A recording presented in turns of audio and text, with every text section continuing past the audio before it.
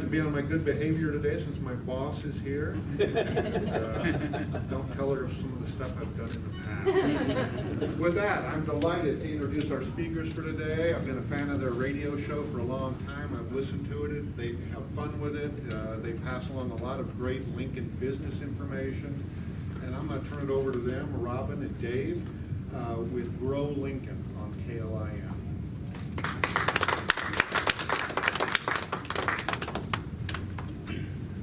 Oh wait, I forgot one thing. We do have a drawing item today. We will be drawing for this gift item donated by Home Care Partners of Nebraska. So please put your business card in our coffee pot and we'll draw at the end.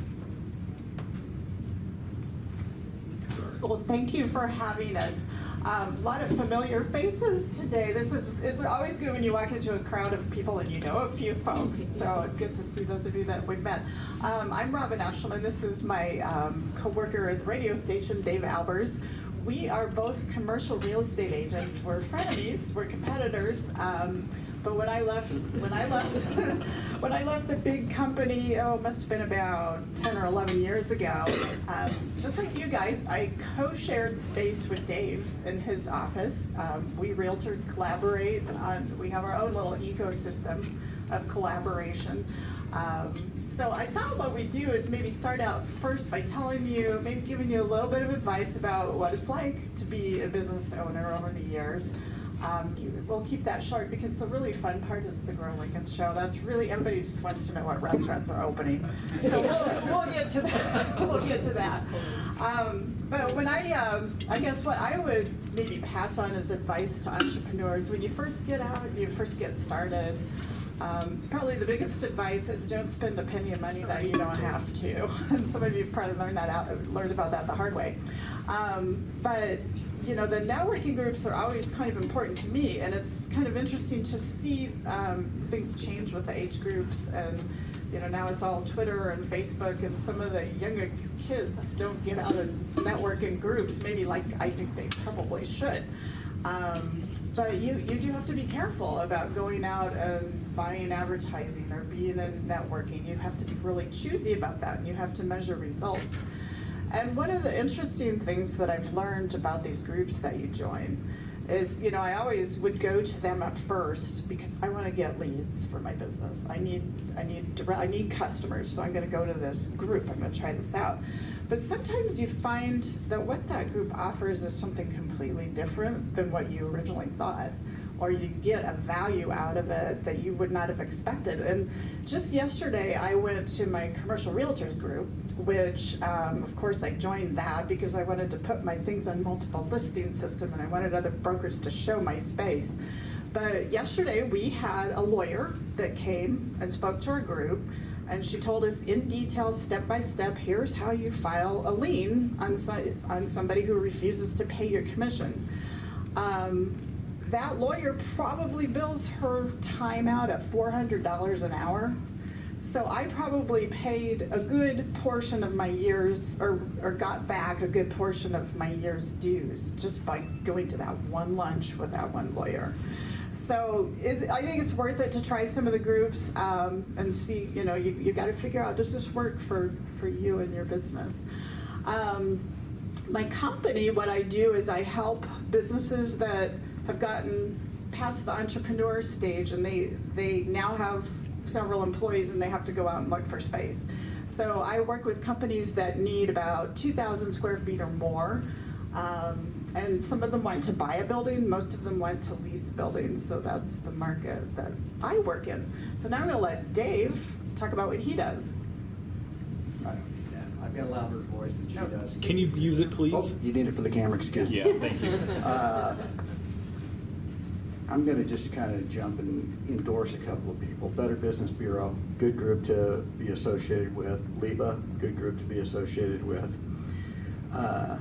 I would say to the people who are just starting out their businesses, and I get several phone calls from this group, particularly the ones that haven't even quite started yet, and I tell them, create a business plan.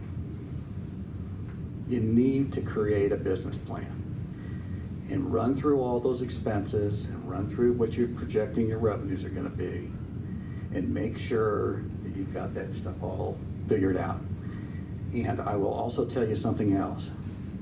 It will not work like your business plan. It never does. But you have to go through that process to understand all of the different things that are gonna happen. And if you haven't done something like this, or you don't have somebody, you need to get connected with somebody to work through that stuff. We have a motto at my office, which is, if it's free, it's for me. So going with what Robin was talking about, many times we can go to, we're joining one of these groups, but we gain some information because the attorney in this case wants to promote their business, but we learn a lot from that. So try to kind of focus on a few things that are going to help you out that don't cost you money if you can try to do that. Now, when I started out, I was in a office sharing thing, somewhat similar to this space. And I noticed the people that grew out of these office sharing places were typically people who had done all their homework. They'd either been in that particular business before that they're working in, or they've just done a lot of research about it. And my whole point is, you need to get an education and try not to jump. I've seen too many people try to jump too far, too fast. Slow and steady, that'll get you through. Oh, me, what do I do? Commercial real estate, pretty much like Robin does. Robin does a bit more probably leasing than I do. I do more sales and investment properties. About 10 years ago, there was something going on in our industry, and it was really permeating Lincoln, and that was a very strong anti-growth attitude. And our customers were running into all sorts of problems with the city, trying to buy land to build a building with city codes that were obstructive and slowed down their process or made rent more expensive for them. And as you know, rent is one of the top expenses that you see. So I took a detour in politics and decided to run for city council. And we've really seen a big change in the last decade, just a phenomenal shift. No longer would you ever hear a city council person say, I don't really think that business needs to come to Lincoln. They can go to Waverly. That's just fine with me. You would never hear that, and like you would have 10 years ago. So that was a very gratifying thing. And Dave worked with me on some issues, some zoning issues up along Cornhusker or Interstate 80. Interstate 80. Yeah. So we kind of had this background a little bit through our Realtors Association of working together on political issues that affected realtors. And then of course, we had the crash in 2008, which was a year after I started my business. And so Dave and I and his team started going for coffee. And we started inviting other brokers that were impacted by the crash to go to this coffee. And we said, you know, there are still some things happening in Lincoln. There are a few good things in spite of the economy. Maybe we should be like those guys in Omaha and start a Grow Lincoln radio show. So we did that, and it was about the time the arena was under topic of discussion. The station that we went with, KLIN, had taken, knowing that the public opinion was almost evenly split on it, decided they were going to take a public position for it. And so we rounded up sponsors. We made sure the sponsors were okay with the arena idea, and that was very touchy. But we started this show in about 2010. And there were some weeks we struggled to find 5 or 6 or 7 good things to talk about. But over the years, it's gotten to where we always have a running list of maybe 30, 40 items that we could bring to the public, and we just kind of go through and pick out the fun things. and share with them on the show. If you haven't listened to our show, we have podcasts on klin.com. What we do is 4 segments where we talk about business issues or interview business owners around the community. And then the 5th segment is businesses opening, closing, and moving around. And we have announced the startups from this entrepreneurial pool. If we get your name, and if you can provide us 2 or 3 sentences about what you do, we will read it on air on Saturday. Unfortunately, we won't be able to do it this Saturday because we get preempted on our Saturday shows whenever there's Husker sports, which, you know. Shocker, they care more about the Huskers than us. Which, by the way, they have 5 hours of pregame, too. Yeah, when we started this radio show, my feeling, and Robin's, I believe, too, there were a lot more positive things happening in Lincoln, Nebraska than what there were on a national level. Were things a little bit depressed here? Yeah. But you were just hearing about all of the horror stories happening in what we call the sand states, you know, down south in Arizona and Texas and Florida, where their real estate values were just crashing in those areas. And that was another part of it. We wanted to try to make people realize that things were pretty good here. We were fortunate because that just happened to be a time when the agricultural economy started ticking up, unlike what it is right now. But I think we were lucky that we happened to start at that time in what we're doing. And talking about when we first started off, these positive things, I think part of it is there's more positive things happening in Lincoln now than what there was then.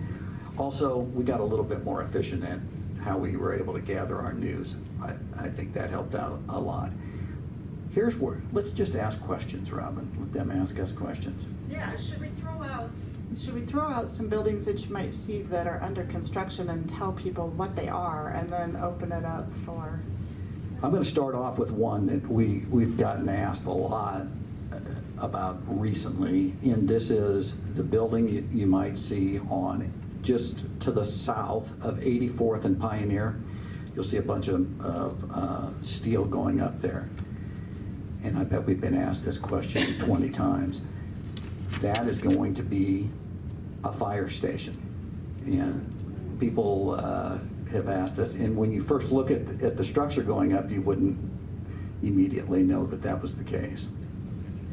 Another one that we get asked a lot about is down by Target at 40th and Yankee Hill. There's some bulldozers out there on the 40th Street side.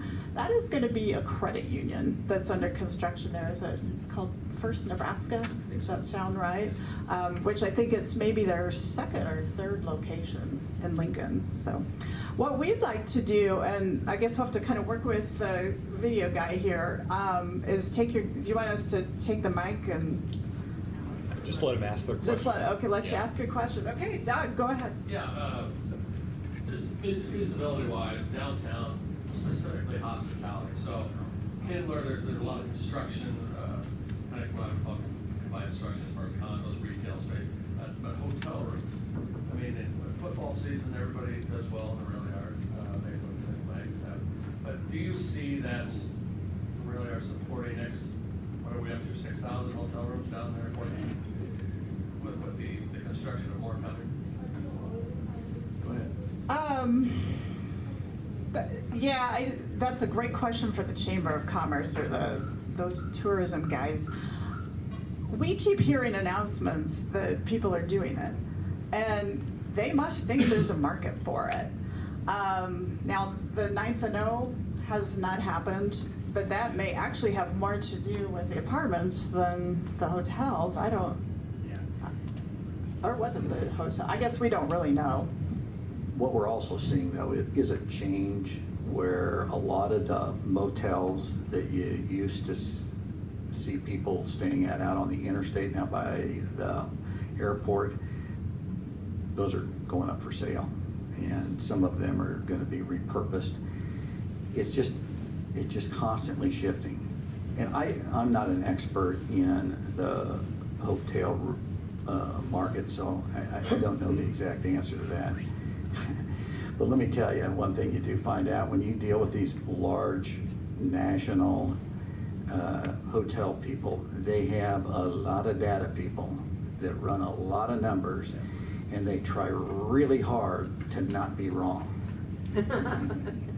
But periodically they're wrong. Yes, ma'am. What is happening at the corner of Capitol Parkway and about 18th, where there's a giant hole and it's across the street from what used to be called Kaplan? What is that? That is a great question, and that's another one we've had probably dozens of people ask us. Those are geothermal well fields for the state of Nebraska. They are redoing the whole heating, ventilation, and air conditioning system for the Capitol and putting in geothermal well fields down there. It's going to take years to do it. They have said that what they will do is turn that into a parking lot on top when it's done, but that could be a future office building site if the state ever needed to build office space. Yeah, and just to the east of that location, there's going to be a multi-story building planned that will have some multifamily as well as office retail location. So do we know how long 18th Street will be closed? Well, the state's in charge. Thank you. Back in the back. Actually, I have kind of a two-part question. First one hopefully is easy to answer. Any idea what's right across the street from the mall, O Street, where the Chinese place used to be? Man, we get asked that question a lot. And it's Panera Okay. Bread is going Awesome. in there. Yeah. And then That's a lot of people notice that. It's on O Street. Because there's no sign up there, so I was curious. Yeah. So the second half of my question was, from the commercial real estate side of things, what do you see right now as our biggest need for the city of Lincoln as far as space? I'm going to also, with your first question, mention to you that, yeah, they will be closing the other Panera once that gets up on 66. Biggest need, I would say, I mean, the one request from clients I get, I just cannot help them with. If they are a warehouse user and they need a small amount, like maybe 1,200 square feet or even 2,400 square feet, they've got a budget of $500 a month. What's happened is warehouse space is supposed to be the least expensive, but our construction costs have gotten so high in Lincoln that they can't build it and get the kind of rents that people are able to pay. And so we just sit. What would you say? I'll agree with you regarding the smaller warehouse space. It's hard to find 800 to 1,200 square foot spaces, but we're also having a little bit of an issue with some of our retail space. The one thing that we seem to have plenty of is office space for lease. We don't have a whole lot of office space for sale, but we have quite a bit of office space for lease. Thank you. Go ahead. What's going up on 56th and O? It used to be the phone company there. Is that still, it's a new building? That's another one we get asked about a lot. That's going to be Freddy's. Oh, They're going in there. They had to redesign the way they were going to do their building there because they need to create a little bit smaller building than their normal building. Yes. It seems to be, have a lot of commercial buildings being built right now, and then they just sit empty. Is that more of a tax break for people that are building them? Or are they anticipating people moving into those, to lease them? It seems like they've been sitting empty for quite a while, especially down like around 14th and Yankee Hill area. They're putting up a lot of buildings down there, and it's just like they're empty. Yeah, there's a variety of reasons, and it's going to depend on the building owner. Sometimes the reason is when you go in for financing, the lender wants you to be maybe 50 or 60% full for you to buy that building or build that building. And there's a certain point where you're covering your costs, and then there's a certain point where the rest is gravy. And sometimes owners just get complacent, and as long as they can pay that mortgage, and you know, some tenant comes in and, well, I'll move in, but you need to build me 18 offices and, you know, handicap bathrooms, and that's going to cost $60 a square foot, you know. And the person that owns the building is like, I'll just break even on this. I don't really need to make money on that. You know, I'm paying my bills. You want to talk about some of the other reasons why they might be? Specifically what you're talking about in that location. Sometimes you have developers who can afford to hold on to things till the cows come home. And they're not really doing it for a tax break per se. It's just, it's more efficient for them to build a bigger building. And they're hoping that they'll get somebody else to come into the other portion of it, but they can afford to sit on it for a while, and so some of them just do that. And you will also see that some larger developers, they'll build buildings with cash, and then what they'll do is once the building gets occupied, then they go refi it, pull their cash out, go build another building with cash. So that you'll see that periodically too.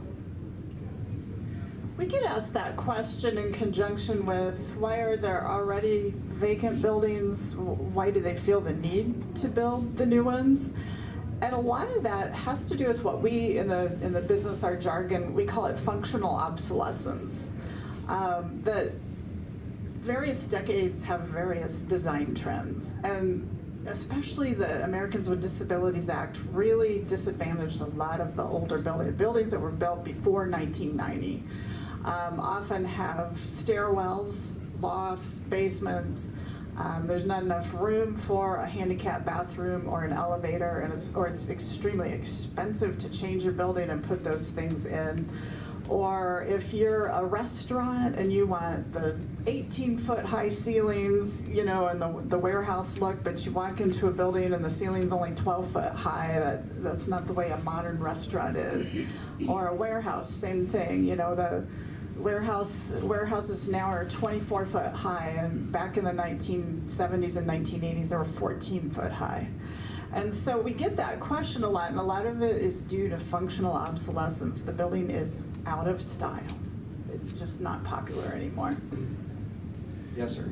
Yeah, there seems to be a lot of apartment complexes going up in Lincoln. Is there really that big a demand for apartments?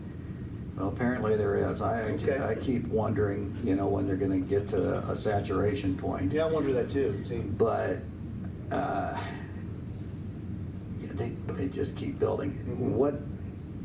There has been a trend that a lot of the millennials have not really desired to be homeowners, so that's, I think, part of it. The other thing that happened was because of what happened in the downturn, they're starting to require this thing called down payment on a house.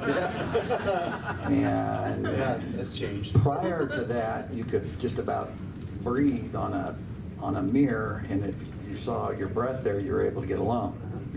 So that took out a lot of people also, the requirement that they had to actually have some down payment money and needed to qualify for the loans. So it just kind of skewed things. So this interest rate bump that has happened, that, you know, some people are predicting that will help the multifamily market because it will take more people out of an ability to pay for their mortgages. The other thing that I think may be contributing to staying in apartments rather than going out and buying a newly built home is, combined with the requirement for the down payment, is your student debt that you're looking at, which has tremendously increased. And not only does that affect, you know, just millennials going out to buy a home, it affects certain professions that have a very high startup cost. I've heard veterinarians say, I can't sell I'm ready to retire, I can't find anyone to buy my business from me because they have a lot of student loan debt. I'm going to stray a little bit from the realtor side, commercial realty stuff. So you published a few books, written a few books, correct? I have self-published some books, That's yes. a two-part question, and the other side, have you read them all? No. I do War and Peace length books. So, All right, somebody else back there, I think, had their hand up. Well, heck, I was wrong. I was just curious whether or not like there's any like big software companies looking at coming into Lincoln, like any higher end or larger firms. Like a Google or a Facebook or something? With my business, I hope Google doesn't show up in town.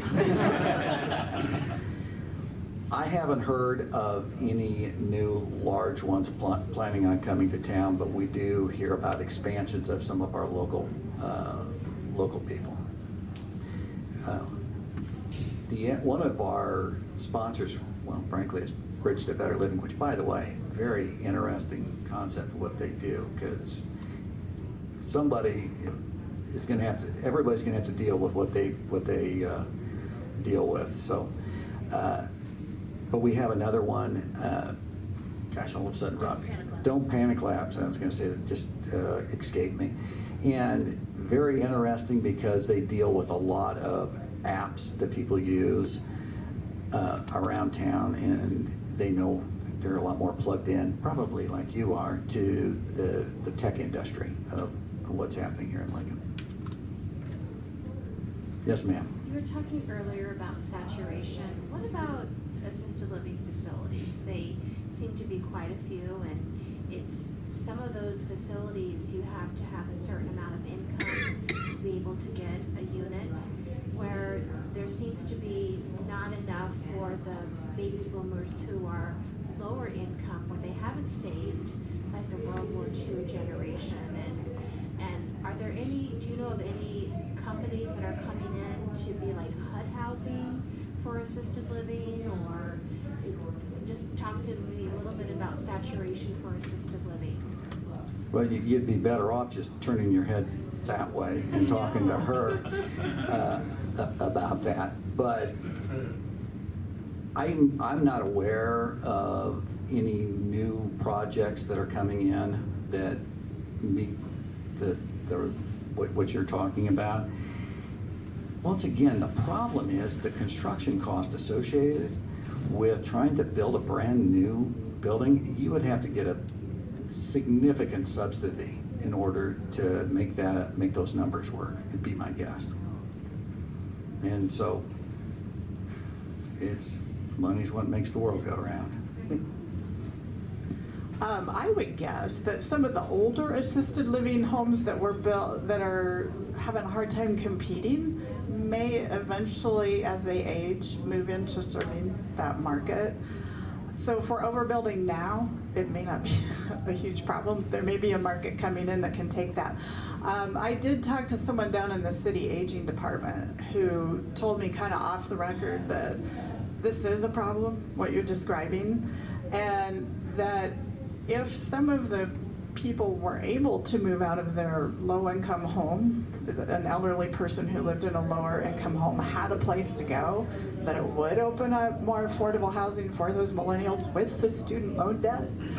So it may take time, but eventually the market will get to the point that somebody will do it. You got a question? Yeah, I've got a question. For people who are starting a new business, and maybe they start out in a space like this where we have incredibly low rates and incredibly flexible leases, as they outgrow this space and decide to move out and they're going to sign their first commercial lease, what advice would you have for somebody that's navigating their first commercial lease? What should they look for? What should they avoid?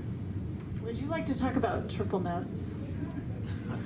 Yeah. It's the biggest thing we see. First off, I would say, and this sounds self-serving, but I would get with a commercial real estate broker agent, not a residential one. They're significantly different. And most commercial leases are 3 to 5 year leases. That's the way the bulk of them are.